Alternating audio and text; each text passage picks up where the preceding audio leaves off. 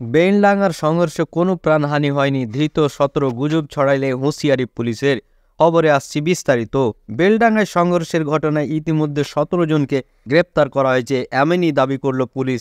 রবিবার পশ্চিমবঙ্গ পুলিশের তরফে বলা হয়েছে, মুর্শিদাবাদ জেলার বেলডাঙ্গায় গতরাতে যে ঘটনা ঘটেছে তা নিয়ে কয়েকটি অংশের তরফে ভুয়ো তথ্য এবং গুজব ছড়ানোর যে বিদ্বেষপূর্ণ প্রচেষ্টা চলেছে সেটা নিন্দনীয়। বেলডাঙ্গায় দুটি গোষ্ঠীর মধ্যে সংঘর্ষ হয়েছিল।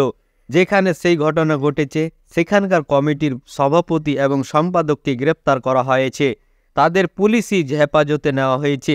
17 জনকে গ্রেপ্তার করে ভাঙচুর এবং হিংসার ঘটনায় পুলিশ দ্রুত পদক্ষেপ করেছে। এই সঙ্গে পুলিশের তরফে বলা হয়েছে, জেলার কোথাও কোনো প্রাণহানি হয়নি। 6 জন আহত হয়েছেন এবং তাদের উপযুক্ত চিকিৎসা হচ্ছে। যারা আহত হয়েছেন তাদের সকলের শারীরিক অবস্থা স্থিতিশীল আছে।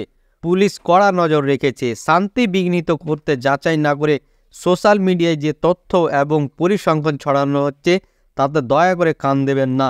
যারা আইন ভেঙেছে এবং যারা গুজব ছড়াচ্ছে তাদের বিরুদ্ধে কঠোর আইনি পদক্ষেপ করা হবে। পুলিশের তরফে দাবি করা হয়েছে যে রবিবার বেলডাঙ্গার পরিস্থিতি নিয়ন্ত্রণে আছে, এখন পরিস্থিতি আয়ত্তের মধ্যে আছে। শনিবার রাতে যেখানে দুটি গোষ্ঠীর মধ্যে সংঘর্ষ হয়েছিল, ভাঙচুর চালানো হয়, বাড়ি এবং দোকানে ধরিয়ে দেওয়া হয় আগুন। নাম গোপন রাখার শর্তে এক পুলিশ অফিসার জানিয়েছেন, রবিবার 8:30 নাগাদ সেই সংঘর্ষ শুরু হয়। বিক্ষোভের জেরে ট্রেনও আটকে যায় বলে দাবি করা হয়েছে। পরিস্থিতি নিয়ন্ত্রণে আনতে এলাকায় প্রচুর পুলিশ মোতায়েন করা হয়। রবিবার নতুন করে কোনো সংঘর্ষের খবর মেলেনি।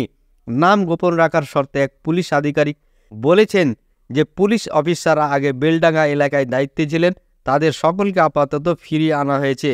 তারা এখন যেখানে দায়িত্ব ছিলেন সেখান থেকে সাময়িকভাবে ফিরিয়ে আনা হয়েছে বেলডাঙ্গায়। তারই মধ্যে রবিবার বেলডাঙ্গায় কার্তিক পুজোর শোভাযাত্রায় যোগ দিতে আসেন বিজেপি নেতা দিলীপ ঘোষ। তাকে অবশ্য সেখানে ঢুকতে দেওয়া হয়নি। অন্যদিকে আহতদের স্বাস্থ্যের খবর নিতে হাসপাতালে আসেন প্রদেশ কংগ্রেসের প্রাক্তন সভাপতি তথা বহরমপুরের প্রাক্তন সাংসদ অধীর রঞ্জন চৌধুরী। তিনি বলেন, সঠিক পদক্ষেপ করেছে প্রশাসন। আমরা সরকারের সঙ্গে সহযোগিতা করছি। ঐক্য বজায় রাখার জন্য আমি সকলের কাছে আর্জি জানাচ্ছি।